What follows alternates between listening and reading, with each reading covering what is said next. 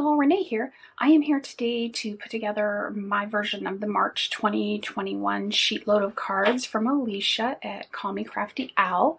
If you've watched my videos before, you know I like to use those every month. She does them totally for free. All you need to do is go down below. I'll have a link to her video for March. Watch that all the way through and she'll tell you how to get your own free copy of her instructions. And her instructions are great because they give you everything you need. Now, what I did differently this time is I cut it in half. The way she has it designed, it makes 12 cards. I only needed 6. I'm making some Easter cards for personal use, and I only need 6. So I went ahead, cut it in half. Because I did that, I only used one sheet of 12 by 12 colored, or not colored cardstock, I'm sorry, printed cardstock. And I did it two-sided, so you'll see what I do with that. I used 3 pieces of an 8.5 by 11, just some heavy-duty cardstock that I had on hand. I think it might be Simon Says stamp. It may be from Michael's. I just really can't tell you. It's really old. And so I cut my own card bases this time, and I did a top folding per her instructions. I also used, this is peach, and I'm going to use the light color side of the peach. This is the dark color. And I used one 12 by 12 piece to cut these circles and these this flower border. And this is what I have left from a 12 by 12 sheet. So I would say it probably used about 1/4 of a 12 by 12 sheet of this color cardstock. Then I used white for my circles, and it used a little less than half a sheet. This is a half a sheet, and this is what I have left. So I wanted to show you that. So if you did do 12, if you're using 12 by 12 color cardstock, you'd probably need just one for your white, but then you'd probably need a little bit of extra for your colored cardstock. Excuse me. It really depends on what you use for your accent piece. And let me show you her. This is her design. And I didn't really have a die that would cut this. I have some other just like cutters that might do it, or I could have done it on my Cricut. But I decided to use, I thought this this die, it's actually a retired die. I am so sorry. It's a retired die from close to my heart, but I'm sure you can find, you know, something in your stash, or even hand cut it. You could use those fancy scissors that we used to all use. Cut your little edge, everything, it'll all work. So that's the die that I used for my accent piece. Then for my sentiment area and image area, I just used 2 circle dies that fit inside each other. Just these are close to my heart. I think they may be retired. I'm not 100% positive. If they're still available, I'll put a link down below. The other thing that I did was I went in my stash of stamps, and I just pulled all my Easter stamps. These are all retired stamps, but just to show you that you can continue to use your stamps for years and years and years. I mean, some of these are pretty old. I don't have any dates on them. I should probably start putting dates on when they came out, and then I'd know how old they are. But these are the stamp sets that I use. If you happen to have these, I used A 1184, C 1766, and B 1444. So those are the stamp sets I used. I used black ink and almond ink. These inks are still available. They're not retired. And I'm just going to go ahead, get started, put these guys together, and then I'll be back at the end to show you what they look like. So hope you enjoyed the process video, and I'll try to find you some fun Eastery kind of music. Enjoy.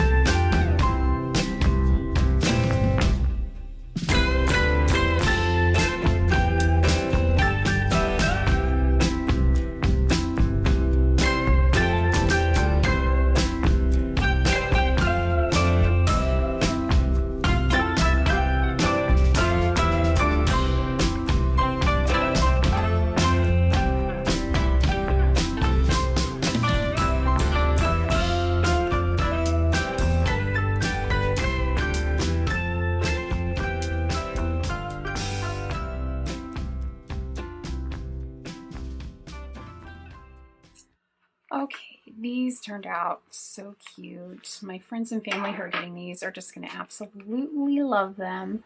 So here are my 6 cards. One thing I did forget to tell you is that the paper came from this Daisy Meadows paper packet and sticker collection. If you watched my video on my shadow box, you'll notice that I used this paper right here for the back of my shadow box. But I still have all the stickers, so if you wanted to use, you know, the similar paper packet and sticker set, it's still available. It's available through the end of, I think it is March. It's through the end of April. You can get this sticker and paper packet. But I just love the way these came out. In Alicia's original design, she has a, let me just show you. She has a suggestion to put your embellishment there. Once I started making mine, I'm like, you know what? I think it looks better to put my embellishment up at the top and then to put my circle, instead of off center, to put it in the center and down a little bit. She has hers up a little and off center and then has her embellishment here. But her designs are so versatile. So I just think this really turned out great. So I'll show you this one. I love the stamping on this one. It was really, really easy, actually. I did almond for the cross, and then I just waited for it to dry, which didn't take any time at all. And then just stamped the sentiment over the top of it in just black ink.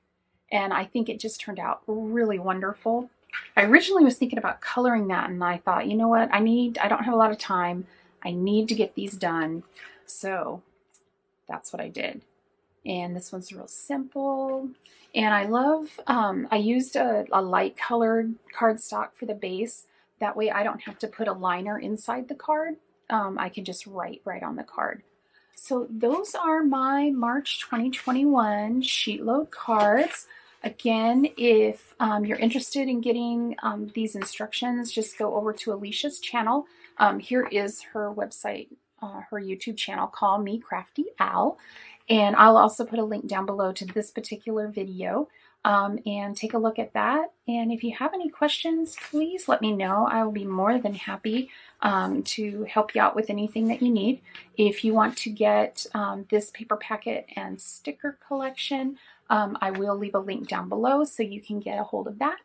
And with that, I hope you have a wonderful day, and I will be back soon with another project. Have a great day. Bye.